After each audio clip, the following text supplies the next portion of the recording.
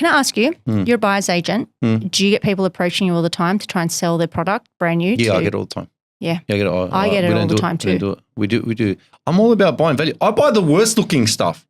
You come to me, there's nothing pretty about what we do. Like it's just the lower socioeconomic or standard type of investment properties.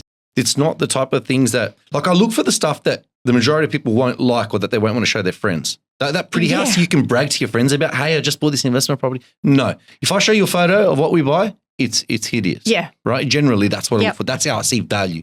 Because I know that there's nowhere for this thing to go but up. It is below replacement value. I can add value and I can buy it below market. Correct. Everything keeps hitting. And that's how you make money as opposed to, buying brand new off the plan. Someone's made their money there the whole way through. And you have to pay premium. You have to pay for today's labor rates, today's costs. It's very different. Whereas I'd rather buy that value. The amount of times we got given a secondary contract that would have all those clauses taken out about cashbacks. Yeah. During, I'd say kind of around 2005, 2010 in Sydney, there was Meriton popping up friggin' everywhere, right? I remember that. Everywhere. They still are. And there was a lot of international buyers, and it's all come back now. It's been re-regulated, whatnot. And I actually, fun story, first time I got given a valuation, I never forget, like my first batch of work was World Square. World Square. In the city, right? Just off George Street. Yes. Okay, Bathurst Street and George Street.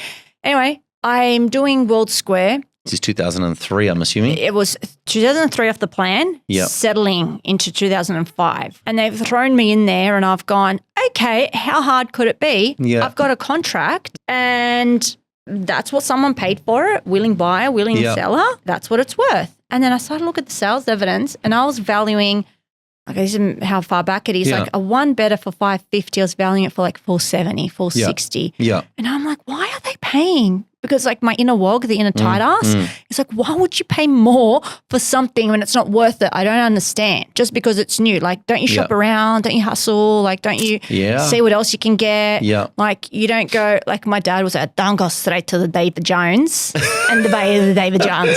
See what else there's in the other shops. Like, don't go to the David Jones. Your accent was pretty spot on then. Yeah. Knock on wood, my dad's, he's been gone a while, but his accent doesn't leave me.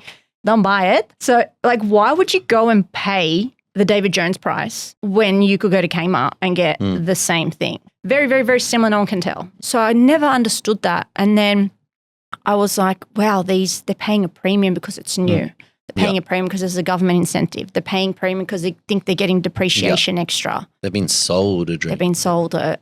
Yeah. And don't forget, you could only buy brand new if you're an international buyer. They've changed a lot of that now. And I couldn't read any of the names because they're all foreign names, names. So without stereotypical, like stereotyping buyer, if we all know what I'm talking about, it was during that period. And I just thought, why? That's when I thought, and then they'd pop up around and everyone I wouldn't understand. I get the luxury units because they're maybe the retirees. Like there's a lot around Bondi. I remember valuing a penthouse at Bondi for like 20 million. And I'm like, you can get a pretty hang-on house for 20 million. But it's an apartment and it's uninterrupted views and it had a pool and it was like, it was two that had amalgamated into one. Yeah. What I'm trying to say is there's a market for the prestige end, but for the everyday on Canterbury Road, Parramatta Road, pretty like the quality is subpar. Yep. Stay away. Yep. Water damage, brand new off the plan, mass where if you pick that up, if you put that on the market and 17 others around you came on the market, what makes yours so special? Don't buy it. Yep, 100%. You can't have anything unique about yours that stands out because we've been in a beautiful market for the last 5 years. It's only been up. Yep. And if you're new to the investor game, you think this is it. You haven't seen. Only going up. Right? Or I'm a value and I'm like, and where's the popcorn? Because it's coming. It's got to come up and down. We've seen a little dip. Yeah. We saw a dip for like a couple of months and it went straight back up again. Yeah. Right? And they're like, oh, the market goes up and down. I'm like, does it though? Because I bought a unit in 2007 when I first got together with my husband. We bought something together. And from 2007, before us in 2003, they paid 355. We got it for 325. So that's 2003 to 4, 5, 6, 4 years. It went down. So the market's flat. We didn't make any money on it for like another 3 years.